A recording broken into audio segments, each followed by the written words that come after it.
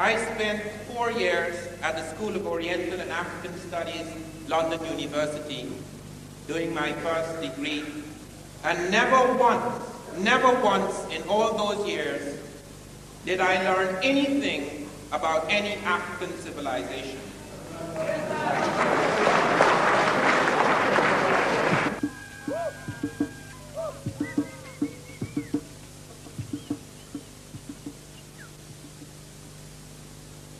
Anthropology has for a long time had a love affair with the primitive. And the great interest, almost exclusive interest, has been on that little man living on the edge of the world. And I know about that little man because I am a primitive.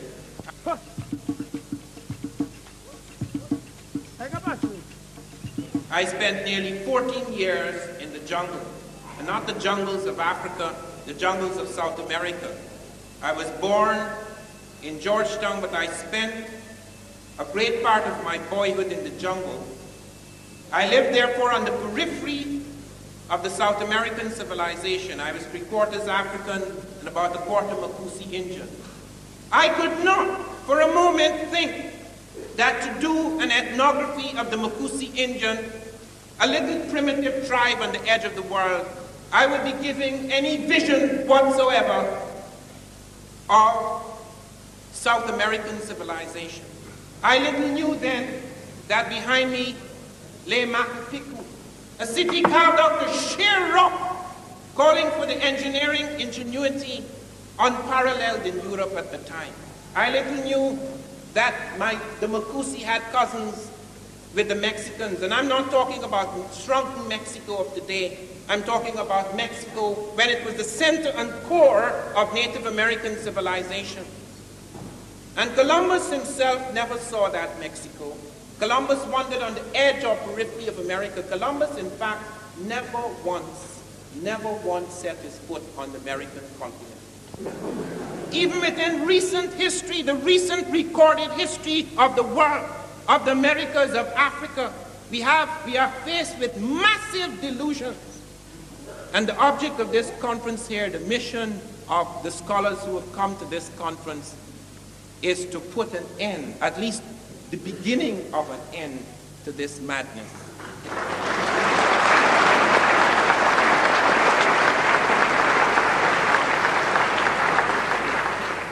We know very little, or rather we have known very little of the technologies of early Africa because of this concentration on the primitive.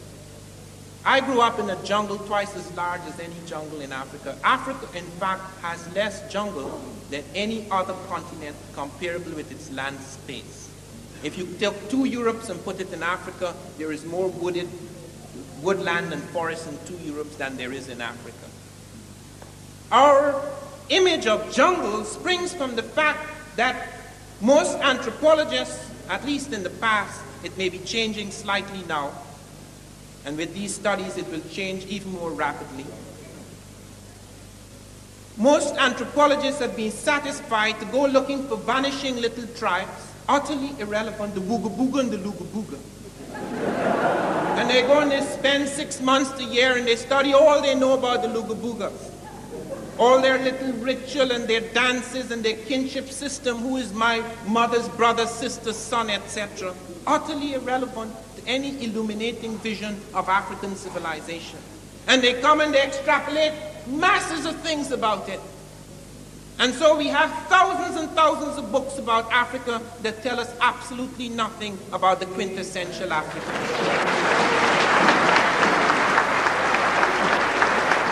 This has been the case for at least 5 centuries. It is only within the last 5 years that we have had discoveries that make us aware of what is happening in Africa. Only within the last few years, 5 to 15 years. Only a few men have come forward and have given us this vision. Because even many of our so-called African scholars are so Europeanized that they merely repeat and echo what they have discovered. And I'm not using the word Europeanized in a racial sense. I too, like Sheikh Anta Diop, can claim perhaps with even more justification, that I have not a racist streak in my being. I am saying this because it is true. And I'm saying it because I believe in what I call the Eurocentric and Afrocentric visions. It has nothing to do with color or skin. It's a state of mind. It's a state of consciousness. It is just a tragedy and a truth that most people who have Eurocentric consciousness happen to be white. But this is also true of a great many of our blacks. And I speak, having traveled throughout the black world. A great many of our people have no conception whatsoever of where they come from, what is going on, and where they're going. And I have heard many of my people say, we have to start from scratch. Let us admit we did nothing. Even in the tongue-in-cheek poetry of Césaire, though Césaire is a great poet and he never meant it in that sense, we who explored nothing, we who invented nothing. This is far, far from the truth. Just a few years ago in 1978, two American scientists, Schmidt and Avery, discovered that Africans were smelting steel 1,500 to 2,000 years ago in Tanzania. They were smelting it in a machine that was using a semiconductor technology unknown until the 20th century. They were making steel at 1,850 degrees centigrade. No machine, no iron smelting machine in Europe or anywhere else had achieved those temperatures. The highest recorded in Europe was about 1,620 degrees centigrade in a second century furnace, Roman draft furnace. And not only that, not only they found the Africans were producing a fine bloom of carbon steel, they were doing it in a single stage, so that even in the middle of the 19th century, when George Wilhelm Siemens, the German, found a method for mass producing steel, the European process in the mid-19th century involved two stages, whereas the African process involved just one. They were using iron crystallization process in order to produce that steel. And they were doing it not only more efficiently, not only were they producing a finer bloom of steel, but they were doing it using less fuel. The Africans were forced very early into fuel-saving technology. These things have only recently come to light, and they have changed our understanding of what really happened in the ancient world. And right in that area where you see these little shattered villages, that is where an industrial site had grown up 1,500 years ago. We are often told about how we were dragged out of the bush and how colonization lifted us up. Few of us are aware. We are aware of what happened to the transplanted black, but very few of us are aware what happened to Africa itself. You cannot imagine what a Holocaust hit Africa. You cannot imagine what it is to take about 100 million people, the youngest people, and rip them out of the heart and core of a continent, the disintegration of family networks, the tremendous things that fell on Africa, the disease in one area in Tanzania. There were 5 million head of cattle. Europeans came in, introduced rinderpest, not deliberately, but they introduced it nevertheless. Almost all the cattle disappeared. You cannot imagine in the Americas, millions of people vanished just because of the common coal which Europeans had introduced in America. You are not aware of the massive destruction of civilization, so that people could mock us now and say, are you talking about all the great things that you did? If you did all of these great things, why are you not great now? What has happened to you? Why are you so broken and shattered and fragmented and lost? Why do you feel so inferior? We feel inferior and fragmented because we have lost a sense of the wholeness of our history.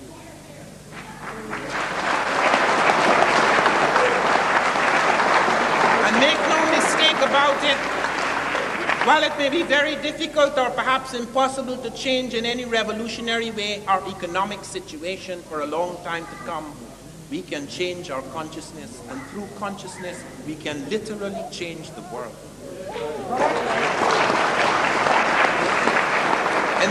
why these are not just facts. We do not just come, as academics usually do, to give a new set of facts, because facts are not necessarily truth.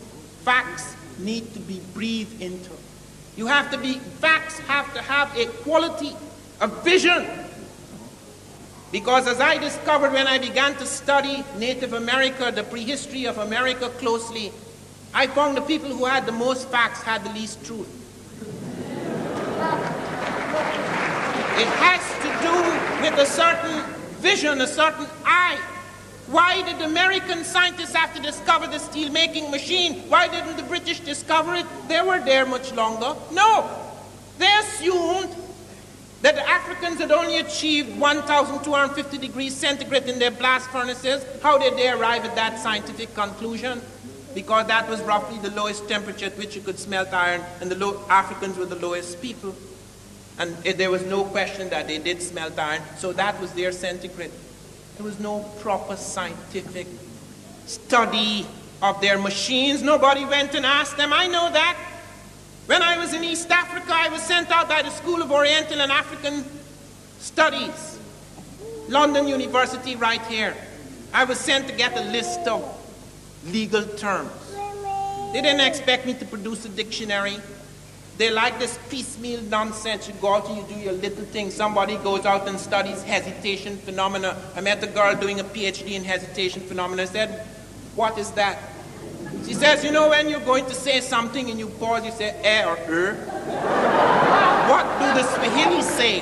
That's our PhD. Concentration on irrelevancies, concentration on pettiness. That is why there emerges from that the image of petty African.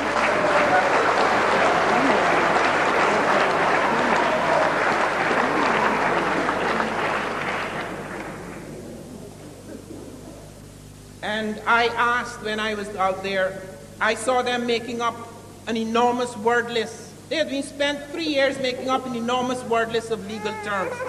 And I said, and I'm not going to call names because some of these people are still living, unfortunately. But I asked them, why are you doing this? Why don't you go among the people, find out what Swahili legal terms they're using in the courts? And I remember someone turning on me. I can't remember the accent well because I've left Britain 14 years ago. Van Sertima, what are you talking about? Going among the people? What writing do they have? They only started to write when we came here. I went the first day I was down in Morogoro. I found documents, long legal documents going back before the British times, almost into the German times. And it was on the basis of those documents that I was able to build slowly the dictionary of Swahili legal terms. When I came back, they said it was a landmark in Swahili studies. It was an important contribution. Yet when the time came for my degree, they said it would not be counted. Never heard about it again until I saw parts of it creeping up in the works of the published work of one of my esteemed colleagues in the United States. I want you to know, and I suppose you already know this, and that is why one speaks of this in advance, that knowledge about black people has become highly political. There is no way, and I have tried to avoid getting involved in these squabbles, but there is no way that you can present these facts without presenting the atmosphere in which one garnered these facts. When I brought out my book, They Came Before Columbus, I was pilloried. The New York Times spent 3 pages. They'd never attacked a black man like that. 3 pages trying to show it is nonsense. Packed with lies and vituperation. And then they waited when 70 professors defended me, people I don't know from Adam, including the oldest Mesoamerican archaeologists who had actually discovered the African heads in pre-Columbian America. And they spent 7 weeks to print those letters. And the letter I wrote back to my critic, it was heavily doctored. All the facts, just statements. Every time I tried to substantiate what I was saying, they deleted it. They put ... This is not a joke. This has become a very serious matter. I was denied permanent residence in the United States for 9 years. People just walk in like that and get permanent residence for 4 years, 3 or 4 years. I could not travel outside of America without being on parole. They had a little thing, my picture. I'm on parole. I had to go to Trinidad on parole, on the country arrest. Why do these things happen? Surely knowledge of this nature is recognized as being very revolutionary, very serious. But let me come back to my subject. The discovery just a few months after the steel-making machine by Lynch and Robbins, they discovered an astronomical observatory, a kind of African Stonehenge, at Namoratunga, northwest Kenya. Namoratunga, the place of stones. They discovered that the Africans there in Kenya had developed an astronomical observatory. It looked at first like just a scrabble of stones, but when the stones were properly studied, they were in precise alignment, the constellation of stars. And they were able to show that these Africans had built an accurate prehistoric calendar 300 years before Christ in Kenya, which is at least 100 years before the father, so-called father of modern astronomy. And this was not their first calendar. I don't want to touch on Egypt now because Sheikh Anthony Diop said enough about that. But let me point to the fact that the calendar we use today is derived from the Egyptian. They were the first people to invent the second of time, the second of art, the hour, the minute. Their astronomical observations over many years produced these ideas, these precise quantities and volumes and times and standards which were later to dominate the world. The Babylonians did not have any proper calendar. The Egyptians had the 365 and a quarter days and the 365. And they took that quarter and they stretched it out over a long period of time. They dealt with that quarter. And they put 5 festival days at the end of the year, festival of the gods, and they split the year equally into 12 months of 30 days each. When the Greeks took it over, then they spread it out. As a result, today we have 28-day months, 29-day months, 30-day months, 31-day months. We need a rhyme in order to remember which is which. That calendar was invented in Ethiopia since 4241 BC. And before I leave Egypt, as I say, I don't want to dwell too much on that, but other parts of Africa. But before I leave that, let me mention the discovery, the significant discovery, which Sheikh Anthony Diop pointed to today, of Ta-Seti. The discovery of a monarchy in the Nile Valley preceding the Egyptian, at least 2 centuries before the first Egyptian dynasty. And at Ta-Seti, they found not only architectural forms to which Dr. Diop pointed to this morning, they found the falcon god Horus, they found the crown, the unmistakable, the uniquely shaped crown of the Egyptians. They found the palace facades that were later used by the Egyptians, and above all, they found the hieroglyphs, so that the world's first major writing system is not even Egyptian, it is Ethiopian, it is Sudanic.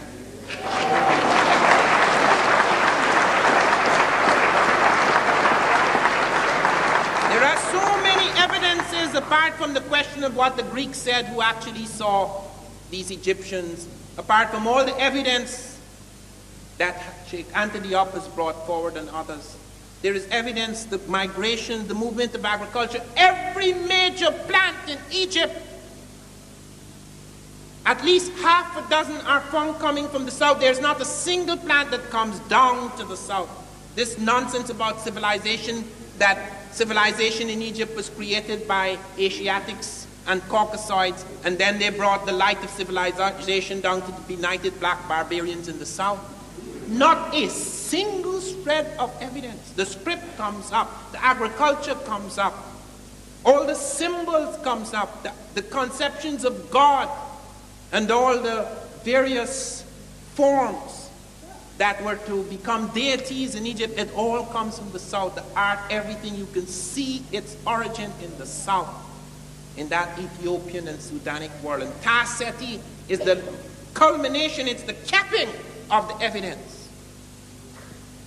When we look at astronomy, as I was pointing to the calendars and the thing found at Namaratunga, they found something even more startling among the West Africans. In the 13th century AD, about 7 centuries ago, they found Africans were plotting an invisible star, Sirius B. Sirius A is a bright star we all see in the night sky. Sirius B is impossible to see with the naked eye. It is impossible to see it with the naked eye. It has a magnitude of about 8.5.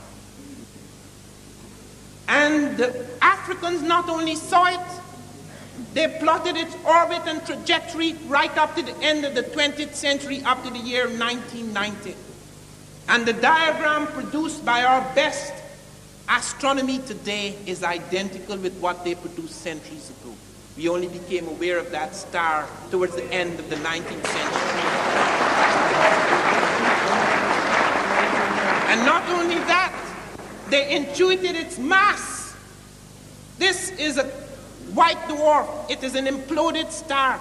It's not only impossible to see with the naked eye, it is the most sophisticated astronomy that has shown us that a star so imploded is much heavier than stars that appear 6 times brighter and larger. They came to that conclusion. They had plotted the spiral structure of the Milky Way. They had seen the Jupiter and Saturn, the rings and the moons thereof. They had worked all of that out. But particularly Sirius B. It caused such astonishment, such consternation in astronomical circles that Kenneth Brecher of the Massachusetts Institute of Technology in Cambridge, Massachusetts, he said, the Africans have no business knowing any of this. And that is true. The Africans, as we know them, as we have been learned to conceive of them, have no bloody business knowing anything. So that he has to check himself as to who he's talking about, because when we talk about the so-called traditional African, we are not talking about what lay at the core and heart of those shattered civilizations. If you want a modern example of what I mean, why all these discoveries are coming, but let me for a moment dwell on some new discoveries. Do you know that the Africans actually showed something contracting and expanding within the region of Sirius B, a supernova? Do you know only 2 years ago the Einstein orbiting satellite, one of the United States satellites, discovered the supernova? 2 years ago. Space machine. Last year, one of our space machines, American space machines, sent down radar beams into Africa 16 feet below the African Earth and saw traces of ancient rivers running from the Sahara towards the Nile Valley. I said that in my book 7 years ago.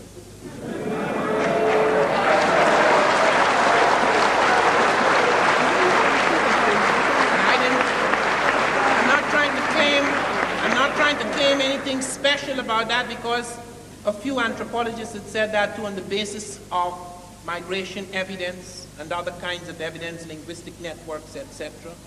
But now they can see it from outer space, above the prejudice.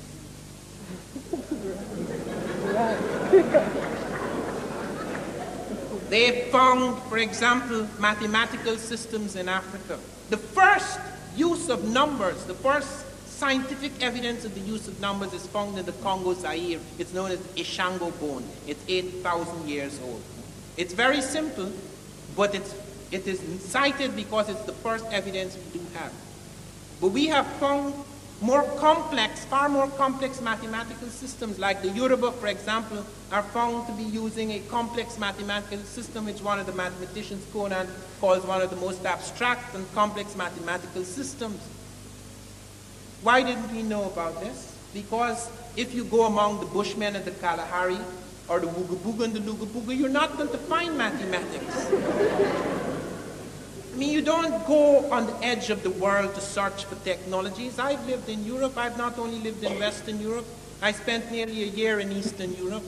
I've lived among primitives, both sophisticated Europeans of the cities and semi-primitive Europeans.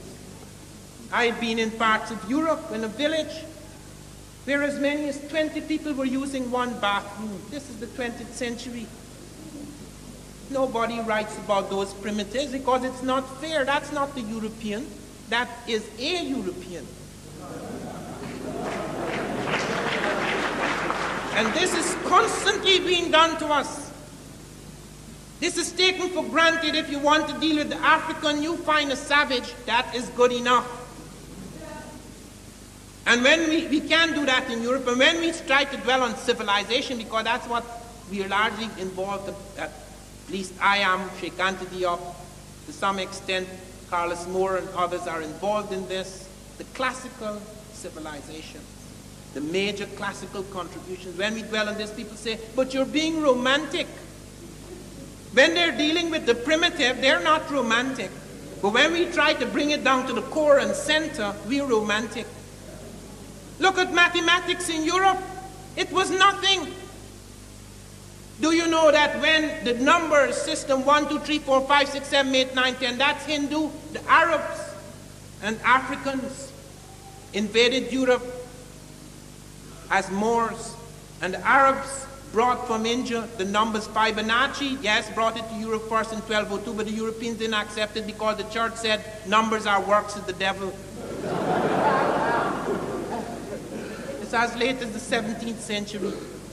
So you have basic arithmetic, that's the most. It became a capital offense during the Inquisition to study advanced mathematics and Arabic documents. Do you know how many documents have been destroyed in the world? The Library of Alexandria, where the Africans had built a library, some people calculated it 1 million, let me be conservative, 500,000.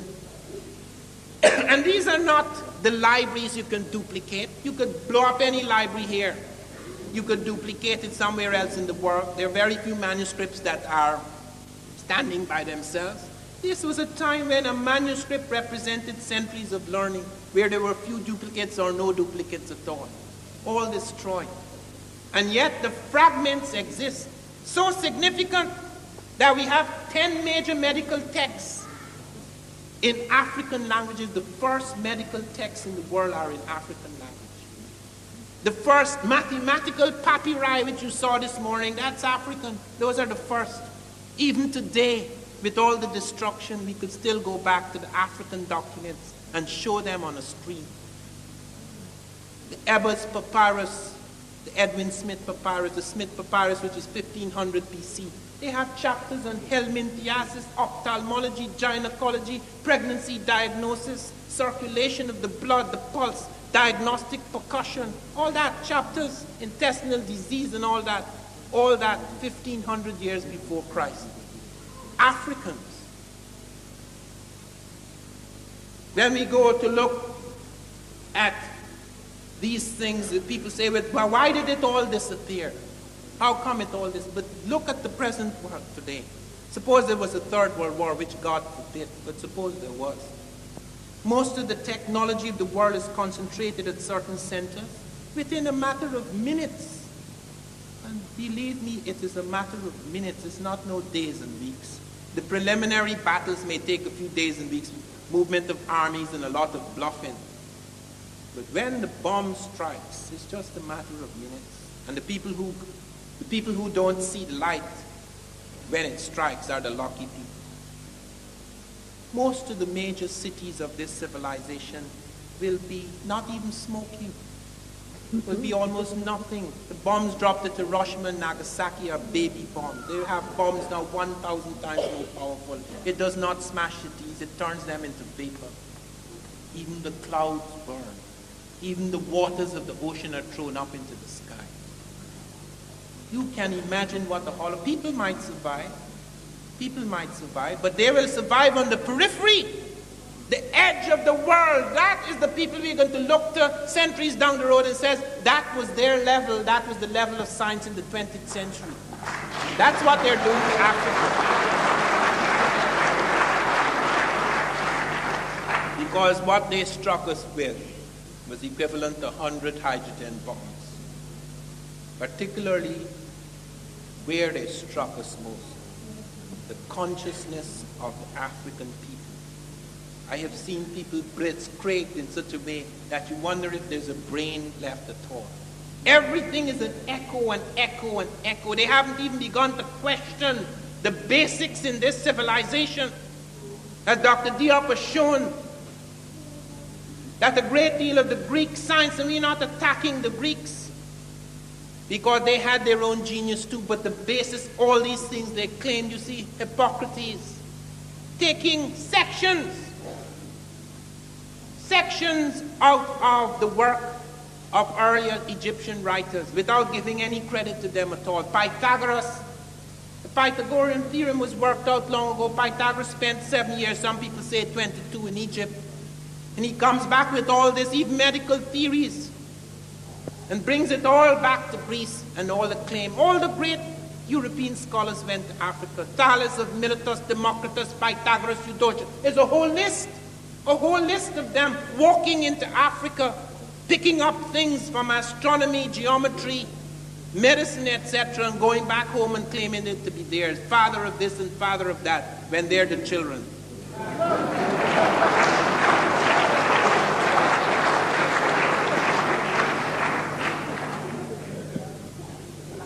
In the field of scripts, and this is one of the things, we are the non-literate peoples, I've often heard this, we are the simple peoples, the simple societies, we are the oral peoples. The English are oral. Where is their script? This is not English script, this is Roman script.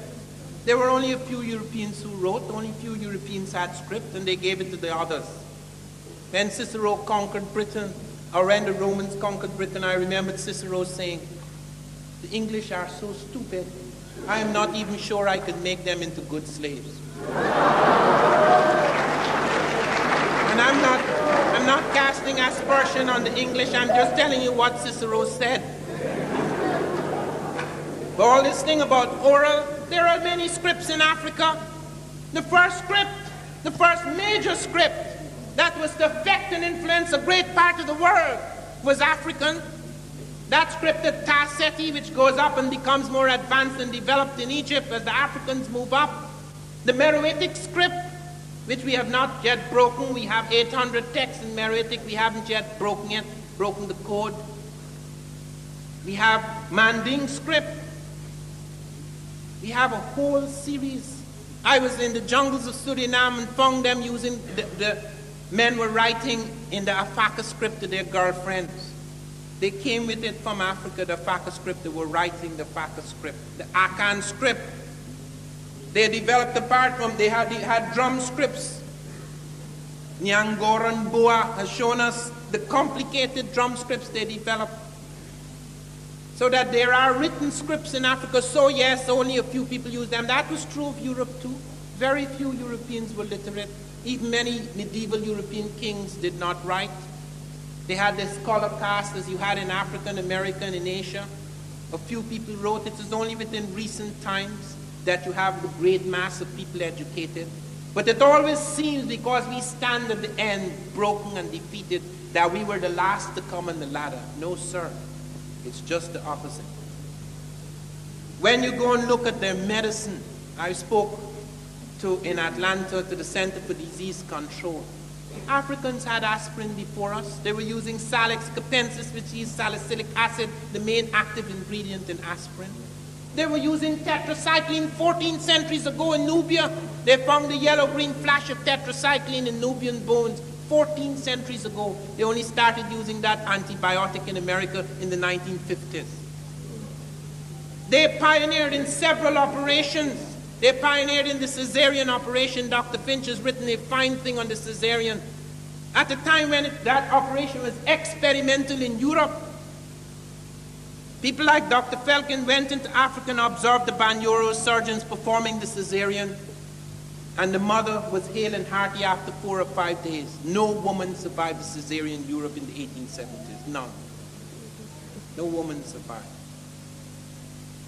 And they observed the operation, the way they stitched, the way they opened the belly, the kind of instruments they used. They observed they were using one of the instruments, the cautery iron, with such fantastic skill. It was very minor tissue damage that caused great ruptures in the European hospitals. They found that Africans were using both anesthetics and antiseptics in their operating theaters at that time, when in Europe Lister only introduced antiseptics 2 years earlier than the witness of this operation, which the witness said must have been going on for quite a while because the Africans were performing with routine skill what was then experimental surgery in Europe. In the 13th century, they were performing eye cataract surgery in Chennai. But when we learn about African medicine, they go to the quacks because it's exotic and primitive and nice. So you go and you picture the quack. That's why the camera lies. You take the camera out, the camera is not supposed to lie. You concentrate on the edge of a world. You pick out the quack and you listen to everything he says, all his little magic and his nonsense. He says, well, that's African medicine. You don't deal with the scientific superstructure of that medicine. If I wanted to do that to American medicine, boy, are there quacks out there. I am terrified of getting sick because I'm sure my sickness would be fatal. I have never been diagnosed correctly. As soon as I go to the diagnosis so that I could guess the worst possible scenario so I could fight against it. So when you look at medical science, you see, for example, one of the innovations that Africans were the first to use drugs to deal with hypertension and certain forms of psychotic disorder. Even one of their medicines, reserpine, comes out of the African medicine chest. They have a vast herbal pharmacology. We are only now beginning to study this and see the scientific knowledge the Africans had of plants. And when we talk about plants, they were the first in the agricultural field. Recently, there's been a big discovery which has been disputed, where they found that Wadi Kubania and Wadi Tushka in Egypt and Nubia, the earliest cultivation of cereal, wheat, and barley, etc., and this was dated about 18,000 years ago, about 7,000 years before any other civilization. It has now been down-dated. They said they made a mistake. But when they thought they were right, and that they had made a mistake, they started to excuse it. They said it is probably not true that agriculture is the basis of civilization. Could you understand what these 5 centuries have done to the consciousness of the world? That even when things are found, even when they're there, you cannot understand. Do you know how they explain the Dogon finding Sirius B? The Russians have given the best explanations because the Russians contacted me when I brought out my thing in the New York Times. I got a letter from Sanarov, academician Sanarov, from one of the Soviet science cities in Asia, saying that the Russians had been working on Bering Strait migrations and other migrations from the Pacific area. They'd never heard of Atlantic migrations before. They were very interested in my research.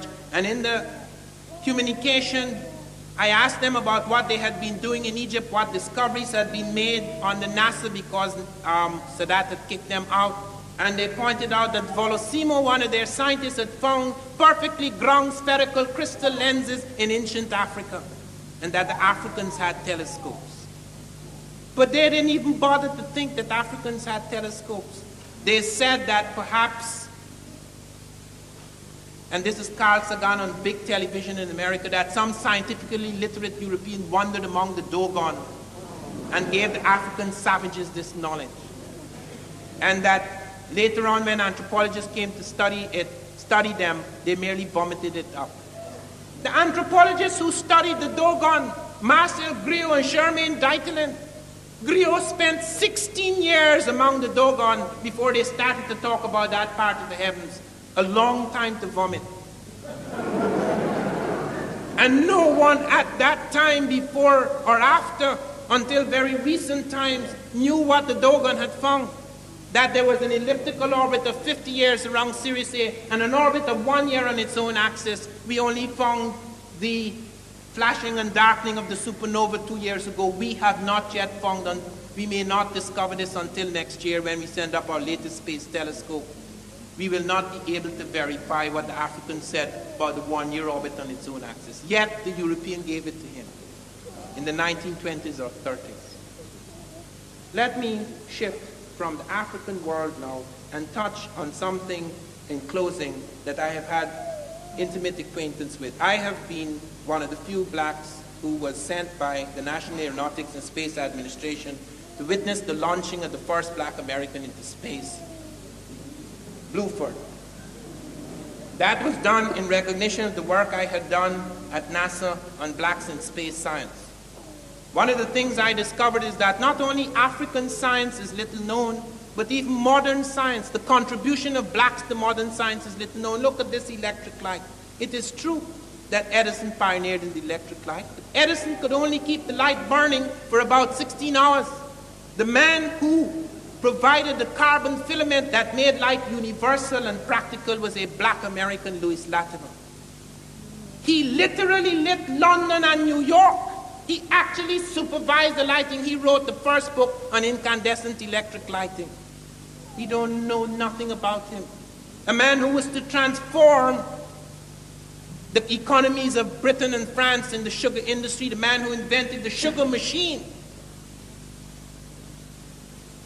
which on the principle which we use today in taking those sugar crystals, taking the cane juice and transform them into sugar crystals, is a black West Indian, Jan Matsalega.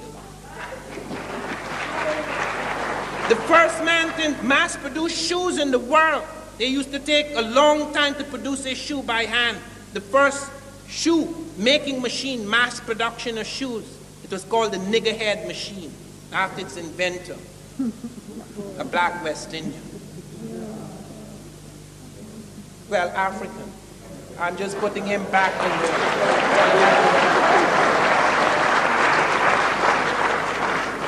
of African ancestry. The first man to transform the food industry, the food transport industry in America, and to refrigerate the trucks because they were using the primitive method of ice blocks with food. He transformed the food industry. There again, Frederick Jones, an American, black American. You go and you look at a whole field of things. By the year 1913, 1,000 inventions by blacks were patented. And that was in spite of the fact that in the 19th century, around 1856 or 1848, there was a ruling from the Attorney General, who ironically was called Jeremiah Black. He ruled that you could not patent, a slave could not patent an invention because a patent was a contract between the government and a citizen, and black slaves were not citizens. So in spite of the fact that their early inventions had to be patented under the names of their white masters or later under the names of lawyers, yet by 1913, as many as 1,000 inventions were patented by blacks. So I went into NASA to find out what was going on in the space industry. They came to me and they gave me a whole lot of biography. I said, I'm not interested in biographies. I don't want to hear who married who and where they were educated. It's a waste of time. The biggest fools I have met in the world are the best educated.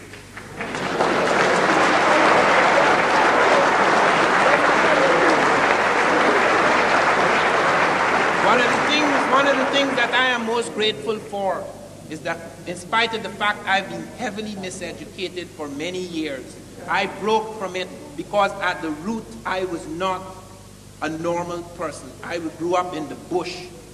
I was not part of this civilization. From the time I came out and I looked in the city, I didn't like city people. I can adjust to them now. But there's that inherent distrust, because I found that people who had learned things from books, written in a certain way for centuries without much change, just echoing the lies of the past, knew very little about what was and what wasn't. I therefore depended on my instinct, which I tried to kill for many years, but it kept haunting me until it broke through the shell.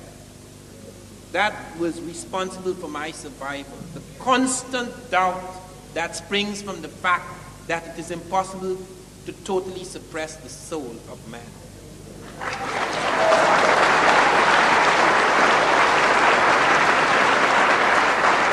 I found, for example, while I was at NASA, that the leading black at NASA was the man who had coordinated all the work of the scientists to produce the world's first space shuttle. The man who was responsible, who was the director of the Dryden Flight research center who coordinated all the work of the scientists to push up that first space shuttle was a black man. His name, hold on a minute, is Major Gillam IV. Major Gillam IV. The leading technical astronaut whom I had a chance to sit and talk with the day before the launch at Cape Kennedy, Colonel Gregory, Frederick Gregory. He's the leading technical astronaut. He's one of the 3 men who were sent up to check out the space shuttle before it goes up. He was the man who was selected to redesign the cockpit, the brain of the space shuttle. He redesigned 5 of the cockpits because the first one was screwed up. He was responsible. I have a picture of him sitting blind in the middle of an airplane, blind, landing it on the point of a pin. He's responsible for introducing one of the most important new safety devices in airplanes, which will become common in the 1990s, the micro-instrumentation landing system, whereby whether the pilot is blind, dead, or drunk, that plane is going to land at the point of a pin.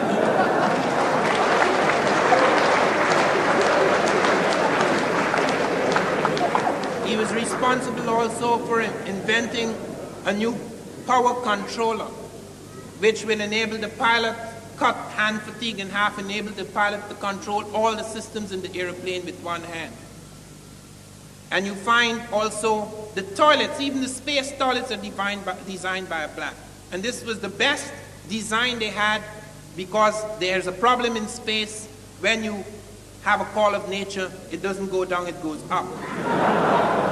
And they're always experimenting. So a few shuttles ago, they tried some balloon thing and it burst on the way down. It was a very nasty landing. And he, the same man, Bob Sherney, invented the tires for the moon buggy. They had to find tires that would be 10 times lighter than Earth tires, yet would be able to have traction on 1/5 the gravity of the Earth, which is on the moon, and yet carry the weight of the machines, etc., the instrumentation. Sherney devised that. Sherney is also the only man who has spent the longest time in states of weightlessness without going in a spaceship. In the only aircraft we have, the KC-13509 aircraft, the only aircraft that, flying a parabolic curve, achieves weightlessness. And it achieves weightlessness for about 1 minute. It's known as the vomit comet, because when it spins, everything you have inside of you, unless your train comes out. And the leading researchers in hypersonic research, for example, the leading researchers is a black woman. She's the one who solved the sonic boom. Dr. Christine Darden has solved the sonic boom problem, which will enable us to fly several times the speed of sound at the whisper in the 1990s. I met her also at Cape Kennedy. The 2 leading black researchers, and the leading researchers in space medicine are 2 black women, one an Afro-Hispanic, Dr. Cowens, and one Dr. Long, who've invented a device which enables you to exercise your involuntary systems, that you can change your heart rate like the yogi. It's like a quantification of yoga. You can change your heart rate and your blood pressure. These things will be spin-offs which will affect the general populace later. These things are necessary in space because we find tremendous problems emerging in space. You go up in space and you find lots of the fluids in your lower system collect, because you can't, it's not like one of those great spaceships you see in the space movies. You can't go running about jogging in the morning, but you have to exercise. You have to keep in extreme fitness because you're operating in zero gravity. And they have done tremendous work in space medicine which will make a tremendous amount of difference to this. One of the things that I found extremely heartening, and let me end now, was that NASA was appreciative of what we were doing. They ordered 1,000 copies of this book, Blacks in Science, so that their astronauts and others could study it, so that they could see what contribution Africans were making both in ancient and modern times. The first copies were given to our 2 leading astronauts, Colonel Gregory and Bluford, and these men are aware, even though they do not participate in this, they are aware of how important the work they are doing, how they become standards in the world. And that is what I want to end on. We are not doing this simply as an academic exercise. This is not just an accumulation of new facts. These things are presented because we can only heal, and this is true for the black as well as for the white, both the prisoner and the imprisoned, both the prisoner, and the jailer. We are doing this because it is necessary to revise the history of man. The tremendous anguish which is deep in the heart of all of us, which arises out of these falsehoods, the falsehoods upon which this civilization are built, have got to go. This is a movement. This is a movement which is sacred. There was a time when certain people were able to take their history and turn it into a sacred document. History, the study of history in times such as this, can become a sacred activity, a religious activity, whereby the fragmentation that we have suffered, the sense of loss, the sense of alienation and homelessness, can be redeemed by a sense of wholeness, a new sense of wholeness. Such a sense of wholeness can only spring from what we bring here, a new vision of history. Thank you very much.